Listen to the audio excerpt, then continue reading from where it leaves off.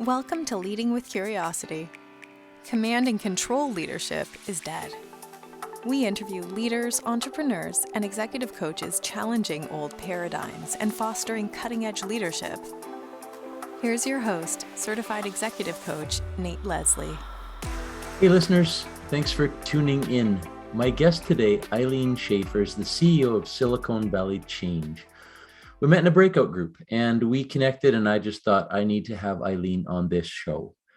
Silicon Valley Change is an organization of up to 80 executive coaches working in 7 different languages globally. They've grown far beyond Silicon Valley. Very experienced coaches as on their roster, and all with experience in positive psychology, which is taking off right now in the leadership space. And for anyone who's curious about what that means, maybe you've heard that word before, we explore the framework about what it means to lead with that positive mindset. And it's evidence-based and researched, that data-driven approach to leadership, which I think is really cool.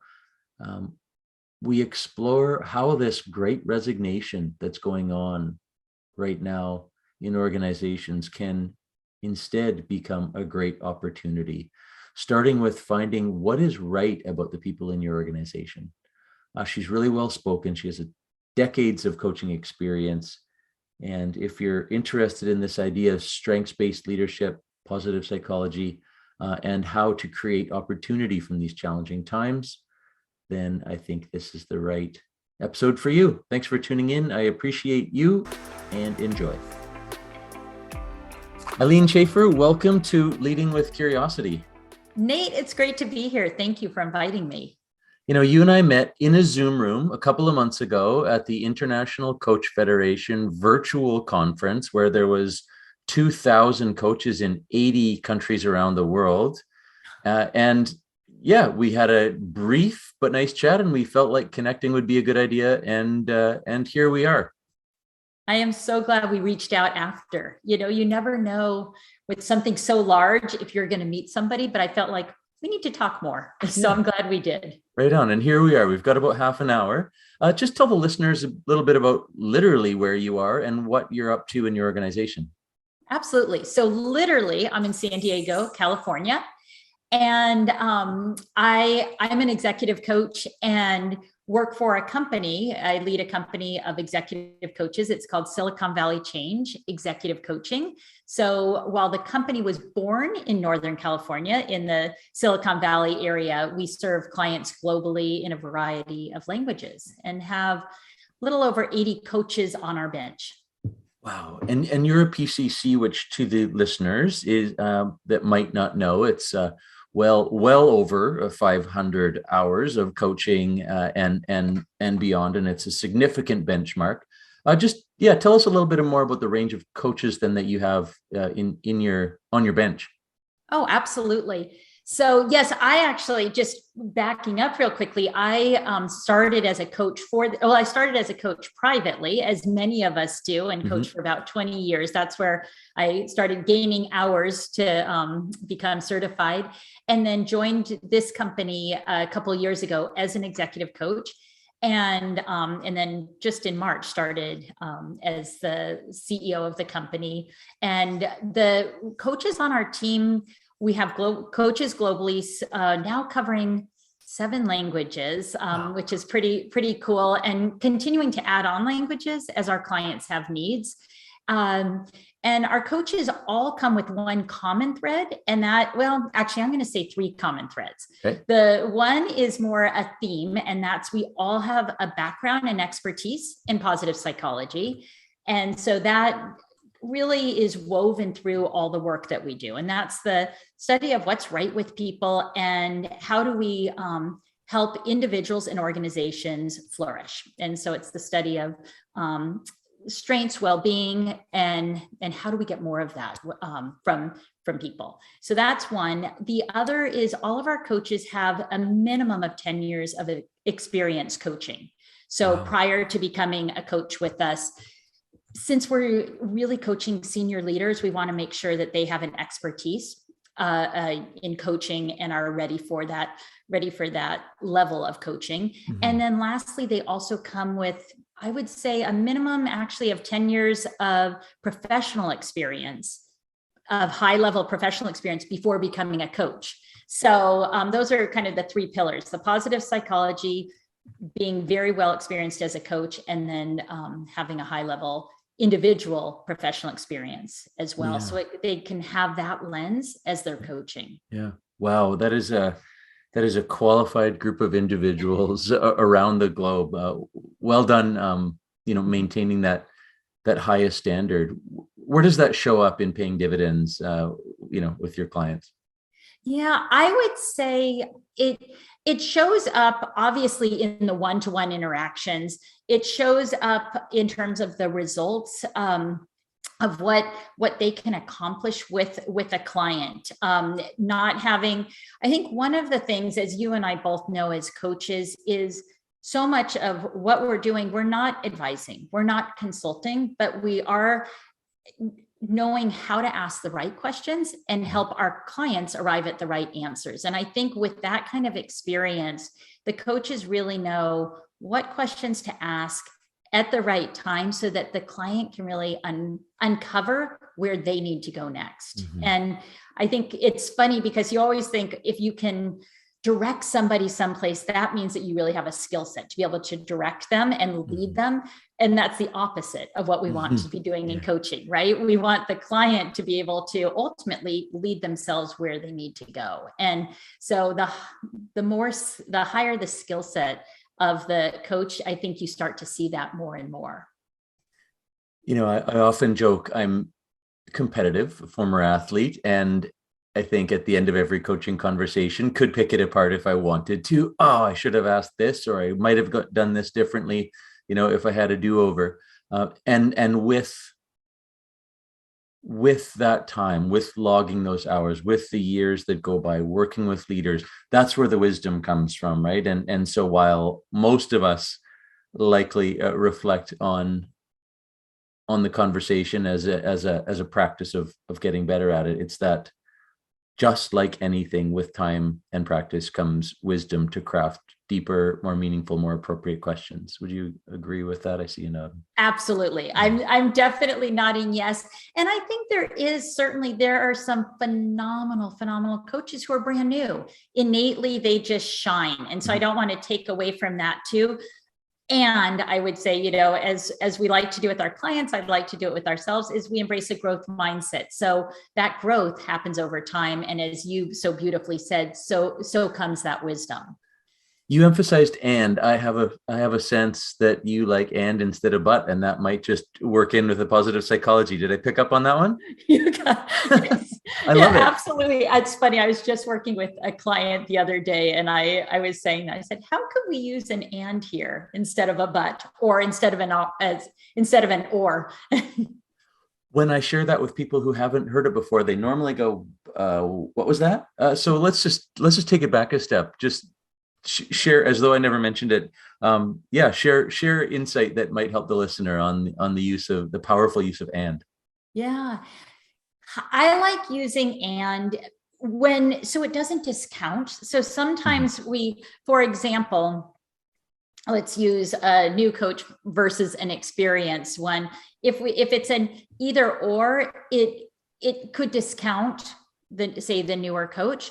So while a newer coach might have an innate ability to come forward in their coaching engagements and just do a beautiful job, and having more experience, an experienced coach could take it to X, Y, and Z level, as opposed to saying, but an experienced coach is able to do this, because then it discounts the other person when the other person actually brings something invaluable to the table. Yeah. So, and how do we look at that? And so when we use but, sometimes we can discount, or oftentimes we pit two things against each other. Yeah.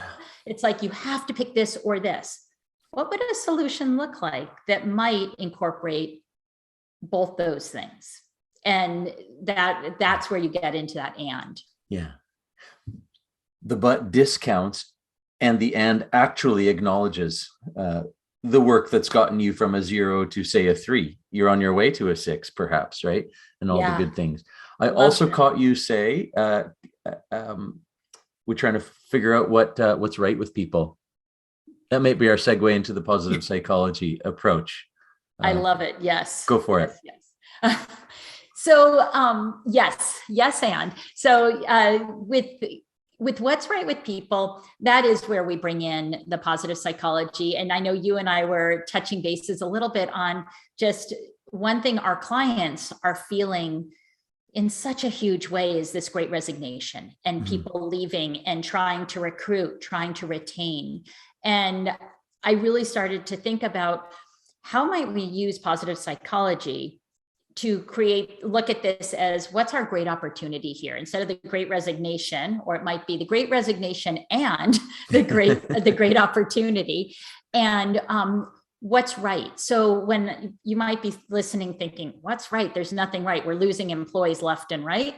No pun intended. But instead, how might we look at it as what's right with the people who are staying? What's working for them? And how do we start to shift our gaze to what's working and what's going well? And as humans, we often our brain is predisposed to look at what's wrong and where's the problem. And so much of our gaze right now with the resignation issue is looking at those people who are leaving. And if we could start to invest more, and at Silicon Valley Change, we always say, let's invest in our top performers. So if we can invest and pay attention to who is staying and what's right, and even have conversations around what's making you want to stay, what's working for you here. We have all those exit conversations when people leave. What kind of conversation can we have about what's really working well? And what do you want more of? And that's where positive psychology really comes in. There's so much I want to ask about. The exit interview done in month 1 instead of month 24 when they're leaving might have actually created that opportunity for change. It's kind of like having the year-end wrap up party in your daughter's, I don't know, volleyball league or whatever. Like, what if we did this at the start of the year and we actually got closer early instead of saying at that year-end party, oh, we should have done this before. I don't know. Do you draw a parallel there? Oh, I love that. I love that, because what I also hear you saying, and correct me if I'm going in a different direction, but what I hear you saying in that is, let's envision, and this is where positive psychology comes in, is let's envision the best possible future. Now we've envisioned it, we've got it in the mind's eye. So how do we take that and actually create that into a reality? So, and what I hear you saying is, let's celebrate our successes at the end of volleyball. What do we do to be so awesome? And now let's do that. Yeah. It's also reminding me of this idea of, well, I think it's the same. Appreciative inquiry. If you seek it, you'll find it. Yeah. If you seek the things that are happening that are good, you'll find them. And if you focus on all the terrible things that are happening in this pandemic, you'll find those really quickly too. Absolutely. I was listening to Jim Quick, podcast with him he does it on the brain, and I think it's called the Quick Brain, I'm pretty sure that's the name. And he was talking about our brain being like Google, basically. And when you start to think about, okay, oh my gosh, this is so wrong, everybody's leaving, the company's falling apart, whatever it is, your brain says, oh my gosh, Nate loves looking at things that are wrong with the company. Let's feed some more things that are wrong with the company. And it's kind of like if you shop on Google for a pair of shoes, next thing you know, you're flooded with shoe ads because Google knows Nate likes shoes. So it's exactly what you're talking about. And I think if we can start to create, Barbara Fredrickson talks about positive emotions. And if we can start to create that, oh gosh, now it was not Barbara Fredrickson, and it's just escaped my mind. That's okay. But the broaden and build, if we can start to broaden and build our thinking as opposed to narrow and constricting. And so we want to broaden and build it with what's right and what's positive. So when you've been looking at the great opportunity out of the Great Resignation, what are you finding? So I am finding it's an opportunity to pause and just exhale for a moment and think about what is working, what's right. If we, or if this person were more effective, what might that look like? And having those conversations again with the people who are committed to staying. Something's working for them. So what is it? And what do they maybe want more of? And again, when we look at positive psychology and the framework, there's some key things that we want to make sure that we're doing. So one within that, there's a framework, PERMA, which is positivity, positive emotions, engagement, relationship, meaning, and accomplishment. And if we look at it through that lens, the P, where we're going to get those positive emotions, is one simple thing is gratitude. Just being grateful for where you are, what you have, and how do you maybe share that gratitude with the people who are staying, and really focus in on what they're doing right, highlighting that and acknowledging. The engagement is really looking at strengths and savoring and being more mindful. So you can also do that with your organization, with individuals, and start to come from a strengths-based, perspective. Relationships, I think, is one of the key things in this whole pie. And I think because most our teams right now are remote, that relationship, it's all the more important as well as tougher to cultivate right now. And so really thinking about how can we create those close ties between people on the team, because oftentimes, we're leaving if we're not feeling that connection. It's a lot harder to leave an organization when you really connect with the people and the culture. So the more we can invest in that, and that's that relationship piece. M is the meaning piece. So how do you help people connect meaning to what they're doing at your organization?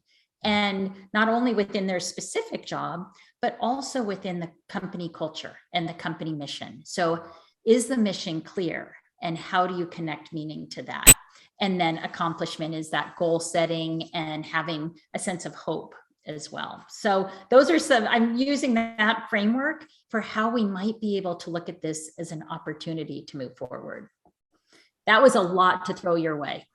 I got notes on it, and I know Ben, who turns these into blog posts, is going to capture it too. And what actually was coming up for me was one of my favorite things of doing this podcast and talking to people who have arrived in this position.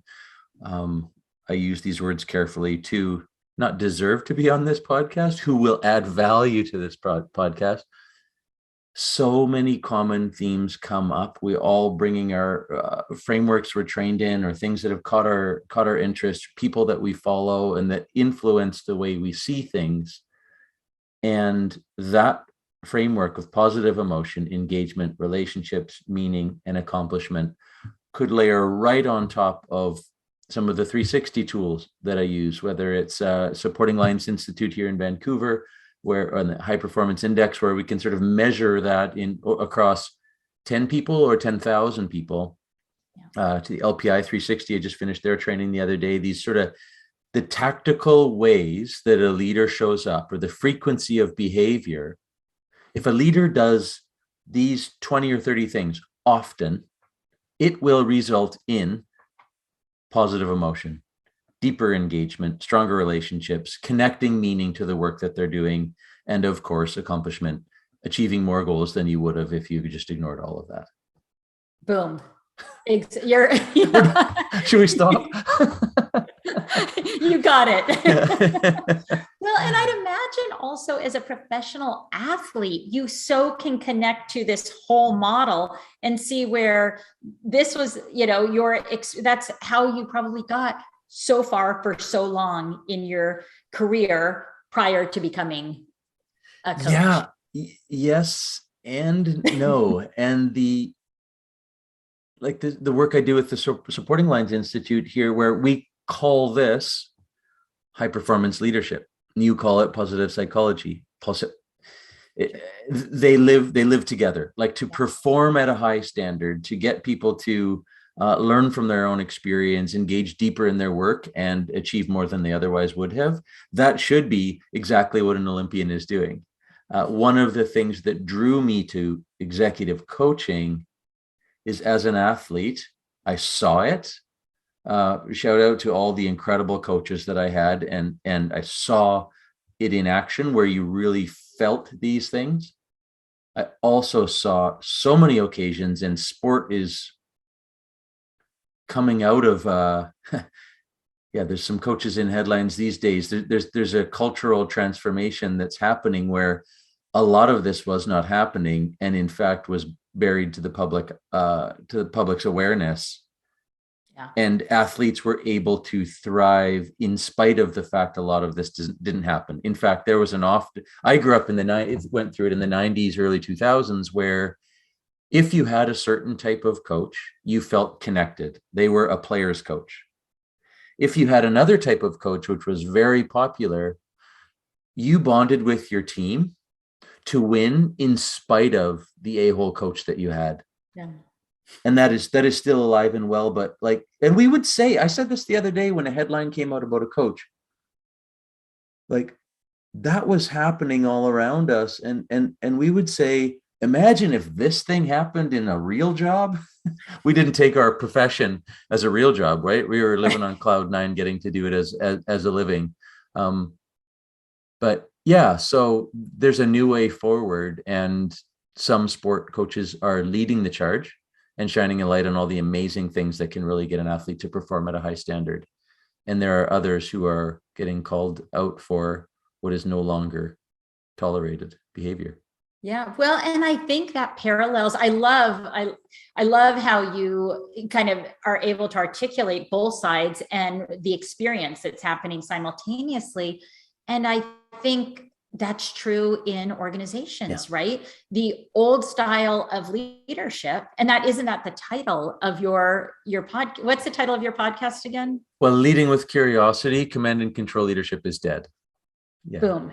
And so it's, if you are going to lead effectively, and I think the leaders who are doing it well are going to continue to move forward, whereas kind of an old style leadership that is outdated and really doesn't work and it doesn't engage. Right now, we are in a time we must engage and connect with our employees and help them connect with the mission of what the organization's doing so that they can show up as their best self. And Senya Myman, who's the founder of our company, she wrote the book, Profit from the Positive, which is a phenomenal bestseller. She's a co-author with Margaret Greenberg. They're both exceptional coaches and thought leaders in the space.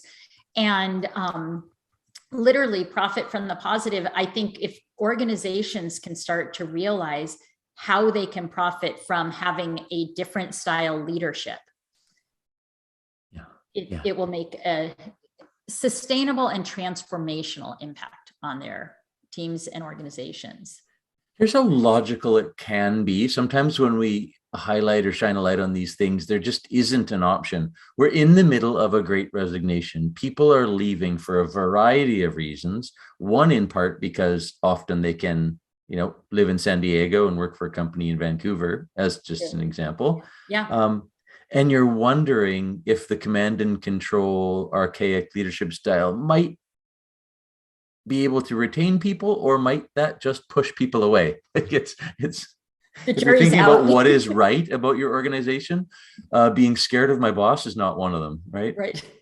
No. And particularly if you think there's another place that I can be and not be treated that way. I do also think it'll be interesting to see what we find. We have one of our organizations who I work with, a lot of the people who, in addition to the clients who I do executive coaching one-to-one with, a big part of my day is spent working with the HR professionals, leadership and development professionals within organizations. That's who brings in our team, and then we match them with our coaches. And I was on a call earlier today with one of my HR partners, and what he's consistently saying is a lot of people are leaving purely because of the money, and not just his organization. We were just talking about this issue on a bigger scale. And I think, unfortunately, I think we have two things happening. One, that there's things that organizations can do, and it is giving them an opportunity to pause, recalibrate, and think, how do we want to move forward? And then I think also on the employee side, the chasing money, we know from a positive psychology, from the research in positive psychology and what makes people actually happy and greater life satisfaction, chasing money beyond meeting our basic needs. I mean, that's obviously important. You need to have food on the table, roof over your head. But once you start to get to those higher level incomes, that's not what's going to bring happiness and joy. So I'll be interested to see with this whole group, that this mass exodus, if you will, they might be finding, oh, I left a company where I felt really connected to the people, to the mission, to the purpose. And it really was a great culture. And I left for a paycheck. So I think we might have some buyer's remorse down the line for people who are only leaving because of financial reasons. If you're leaving because of an unhealthy environment, totally makes sense. But it'll be interesting to see. Yeah, connecting all those things in the positive psychology framework, that if those are in place, or conversely throwing money at a problem, giving a raise, or giving a person a raise, hoping that that's going to fix things. I mean, that's been well documented for decades that doesn't work. People will eventually leave anyways. And now it might be the inverse. They're leaving for a new opportunity, but realizing they might be leaving something behind that was worth sticking around for. Yeah. I'm curious, Nate, for you, what you're finding with some of your clients around this topic of the Great Resignation. I'm finding that, let me just get this as clearly as I can. People are far more willing to talk about what's important to them now through all of this, and that conversations about how they're feeling, their view on the world, their amount of input they have in their organizations. I think if we look at this as a great opportunity, that there was a demographic that I grew up around that didn't want to talk about how things actually are. They like to pretend that things were a certain way. Yeah. And that maybe there's never been a better opportunity to draw a line in the sand and say, we're not going back to that. And that we can have real conversations about what is working. And, I've been drawn, I think your work is giving some framework to a position that I've always felt. I think it's been a strength, this idea of strengths-based leadership and doing what you're great at, and accepting that there are things that are way down your list of strengths, that maybe it's time to sleep better at night by not worrying about them because they're so far down, right? And build teams around unique strengths that fit together in a good way. But I don't know if I was answering your question specifically, but back to what am I seeing? I'm seeing that people are willing to talk about this kind of stuff. Yeah. In a way like never before. Yeah. I love what you're talking about, because it's people are having more authentic, vulnerable conversations. Mm-hmm. And so I think in the long run, that does create healthier environments, right? Mm-hmm. Mm-hmm.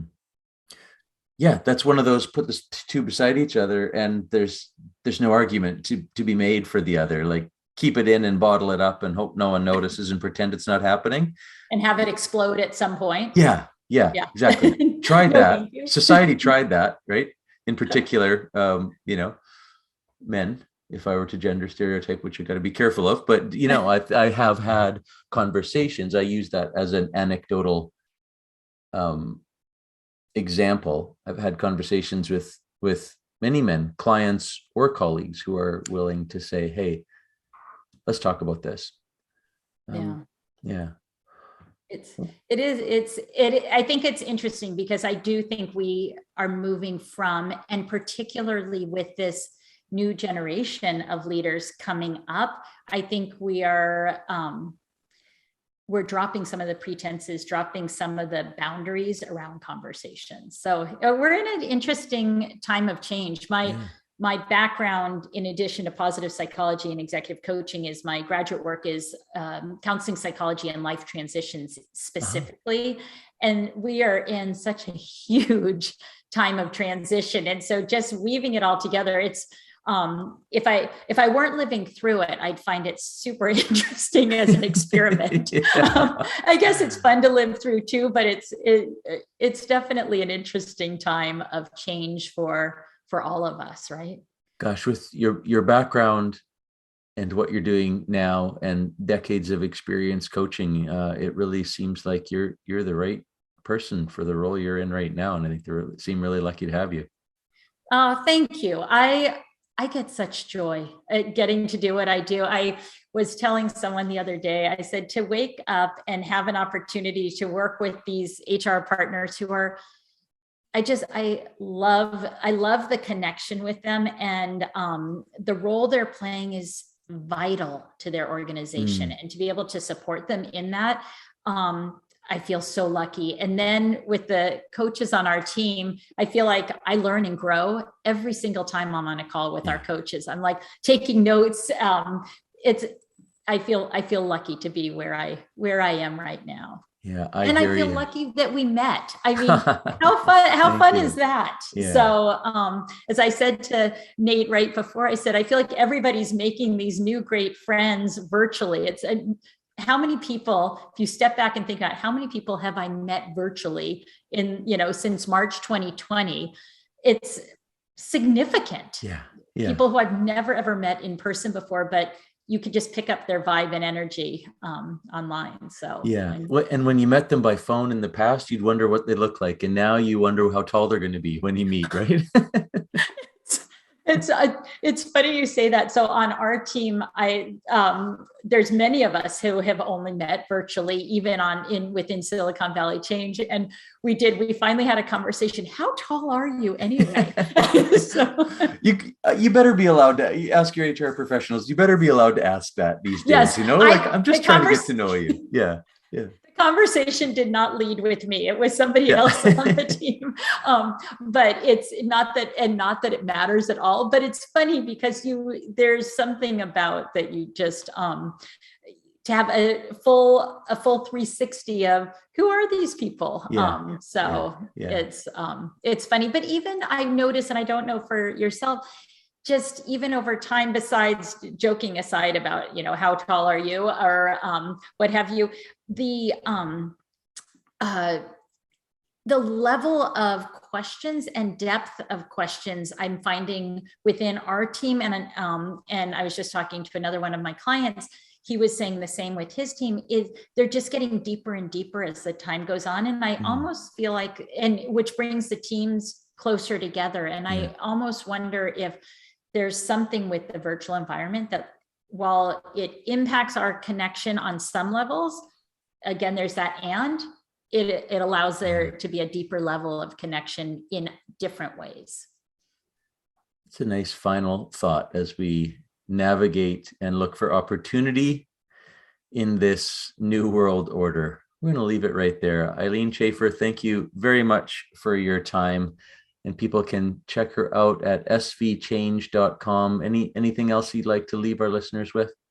No, I thank you for having me. It has been a delight to be here. So thank you so very much. And I realized the reference that I made with Barbara Fredrickson, it was right. I had a couple names coming in at one time. I'm like, nope, definitely Barb Fredrickson, in the case that any listener wants to research her further.